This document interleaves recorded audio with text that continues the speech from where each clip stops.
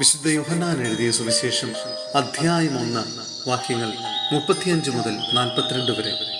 ആദ്യ ശിഷ്യന്മാർ. അടുത്ത ദിവസം യോഹന്നാൻ തൻ്റെ ശിഷ്യന്മാരിൽ 2 പേരോടുകൂടി നിൽക്കുമ്പോൾ യേശു നടന്നു വരുന്നത് കണ്ടു പറഞ്ഞു, ഇതാ ദൈവത്തിന്റെ കുഞ്ഞാട്. അവൻ പറഞ്ഞത് കേട്ട് ആ 2 ശിഷ്യന്മാർ യേശുവിനെ അനുഗമിച്ചു. യേശു തിരിഞ്ഞ് അവർ തന്റെ പിന്നാലെ വരുന്നത് കണ്ട് ചോദിച്ചു, നിങ്ങൾ എന്തന്വേഷിക്കുന്നു?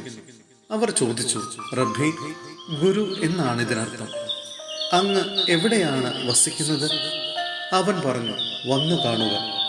അവർ ചെന്ന് അവൻ വസിക്കുന്നിടം കാണുകയും അന്ന് അവനോടുകൂടി താമസിക്കുകയും ചെയ്തു. അപ്പോൾ ഏകദേശം 10-ാം മണിക്കൂറായിരുന്നു.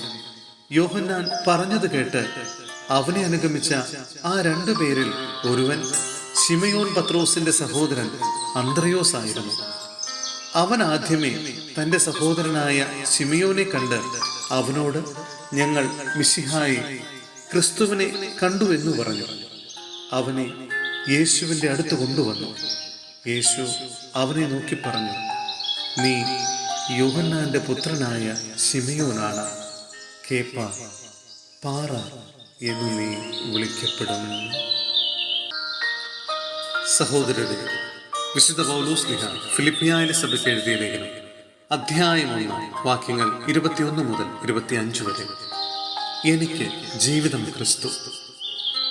എനിക്ക് ജീവിതം ക്രിസ്തുവും മരണം നേട്ടവുമാണ്. ശാരീരികമായി ഇനിയും ഞാൻ ജീവിക്കുകയാണെങ്കിൽ ഫലപ്രദമായി ജോലി ചെയ്യാൻ സാധിക്കും.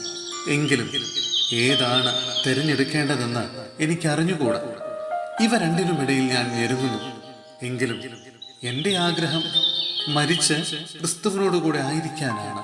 കാരണം അതാണ് കൂടുതൽ ശ്രേഷ്ഠം. പക്ഷേ ഞാൻ ശരീരത്തിൽ തുടരുക നിങ്ങളെ സംബന്ധിച്ചിടത്തോളം കൂടുതൽ ആവശ്യമാണ്. നിങ്ങളുടെ അഭിവൃദ്ധിക്കും വിശ്വാസത്തിലുള്ള സന്തോഷത്തിനുമായി ഞാൻ തുടർന്ന് ജീവിക്കുമെന്നും നിങ്ങളെല്ലാവരുടെയും കൂടെ ആയിരിക്കുമെന്നും എനിക്കറിയാം.